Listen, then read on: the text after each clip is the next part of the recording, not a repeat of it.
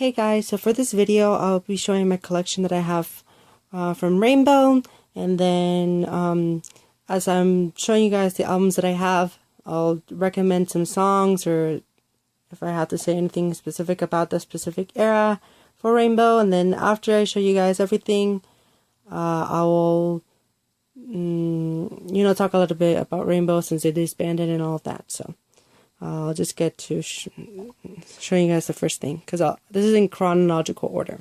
Okay, so the first thing that I have is Rainbow's first mini album, Gossip Girl. This is their debut. This mini album it's actually pretty good for a debut album. Back then, there were a lot of K-pop companies were not really putting a lot of effort in producing like the albums. They just mainly focus on the title track. But this one, it has some decent songs. I think Gossip Girl is kind of like a guilty pleasure type of song, but it's very K-pop. Especially back in the day, it's just very K-pop sounding. But the best song in here is Kiss. If there's any song you should listen to in this album, Kiss should have been the title track. I think that would have been a better debut song for Rainbow. And Jungmin from Double S wrote the song for Rainbow, and back then Double S were pretty popular, so if they advertised that he wrote their title track, I think that would have gotten a lot more attention. And Not Your Girl is a response to Your Man by Double S, so that's another cool fact. But yeah, this is a pretty decent little mini album from Rainbow. I love the packaging. It's like a chocolate box. They're sitting in each little square, like if they were chocolate, and it's just really cute. This packaging is very, very simple but I think DSP did a good job with what they had, since they just recently debuted with this. And then the legendary album for me for Rainbow, So Girl. This album is one of my all-time favorite K-pop albums of all time. DSP did an amazing job with this, releasing 3 singles from this. So we got To Me, we have Mach and A, and Mach and A are 2 of my all-time favorite K-pop songs of all time. In my opinion, they're masterpieces. A was my favorite K-pop song of all time until Kara released Step. So that's how big of a deal Rainbow is to me. But they just never promoted a lot, so it's really a shame. They could have released so much more. And then the title track for this is kind of like, to me, since it was promoted with the album, another great track. It was fantastic. This was really good. And they were getting a lot more popular with these 3 songs, A, Mach, and To Me.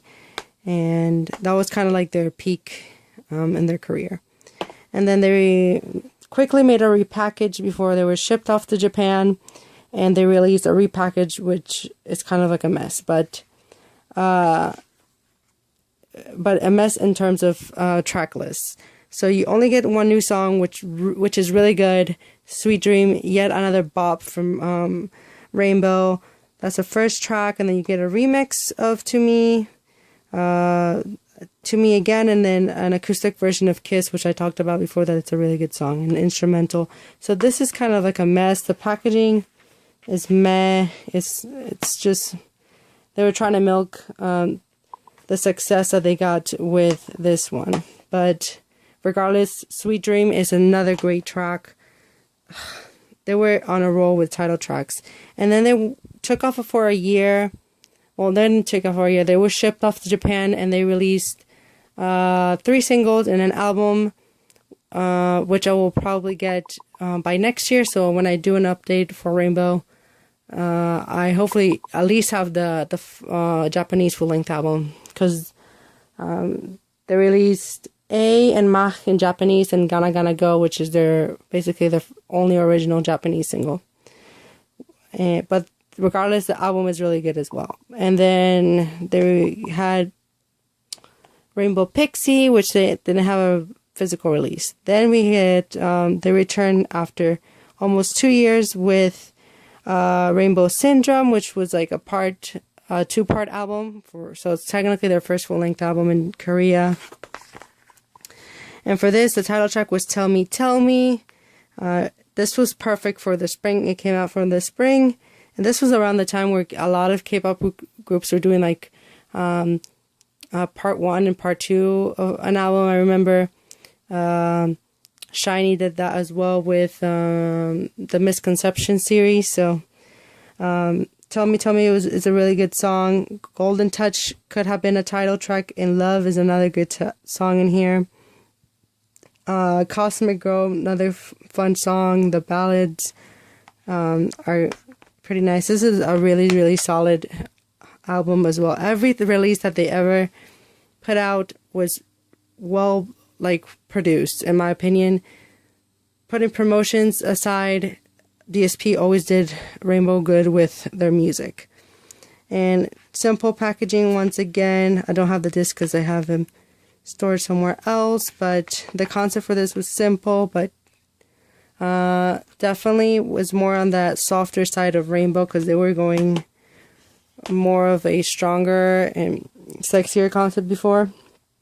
And then they went even cuter with this release, which is probably the most cute. Sunshine, which was like their summer release. This is a very summery album. I think they could. Kiss Me was a good song. Don't Touch, great. Let's Dance, fun song.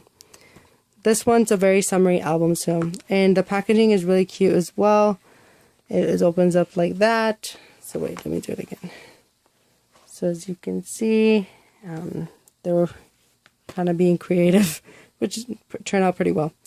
And yeah, this was a fun era for Rainbow. Sunshine did pretty well, but they didn't break out or anything. And then they did another subunit, Rainbow Blacks. This got a lot of controversy because of the music video, but the music video is kind of interesting because there's some it has a special concept. It's not just sexy. If you pay attention, it talks about like K-pop female idols, and then but this one I didn't. Okay, let me look at the track list. Cha Cha was a good song, but this album didn't do much for me. If I had to really not skip an album from Rainbow, it would be this one. I mean, the songs are good, but they just don't. I can't really remember the songs that well. But Cha Cha was pretty memorable. And the fun thing about this release, well, my copy, is that it's signed by the members. There's only 4 members for this subunit. And then, yet, I have another signed copy of Rainbow. Their third mini album, Innocent. And this one's signed by all of them. So I have 2 signed copies from Rainbow, so that's cool. And this one is probably, for this release, my least favorite title track. They could have promoted Piero as the title track because Black Swan is a very experimental song. And for them to release this in the spring, where it's a lot more brighter songs, I thought it was a really bad idea on DSP's part. It's Rainbow's most experimental song that they ever did. The music video was very dark. It's just, everything was really well done, but not put out on the right time. And this flopped massively, unfortunately, but the album is still really good. It's their most mature sounding album, that's for sure. This one's like their most mature out of all these albums because it sticks with the vibe that Rainbow Blacks had, and I think they were trying to mimic the attention they got with Rainbow Blacks because it was too sexual or something. And last but not least, their let's see, what number mini album is this? Is this their 4th mini album? Okay. And so this is Prism, and this is their last album as a group. Unfortunately, the title track was really cute. It's Woo or Woo. Really good album as well. I would say listen to Black and White, Click, and definitely Eye Contact, which is written by Hyunyang, which is she's the color yellow. She's like, I have two biases in Rainbow, which are Hyunyang and Jaekyun, but I like everyone. But definitely check out Eye Contact. That's like a really sexy and really nice track. But this was a good way to end things for Rainbow. At least they had something to release the year that they disbanded. They were rumored to make another comeback, but I think DSP just didn't want to invest more in the girls. And the really nice thing about Rainbow is that even till this day, you can see them, hanging out as friends, and they were genuinely like a very, very tight group of friends.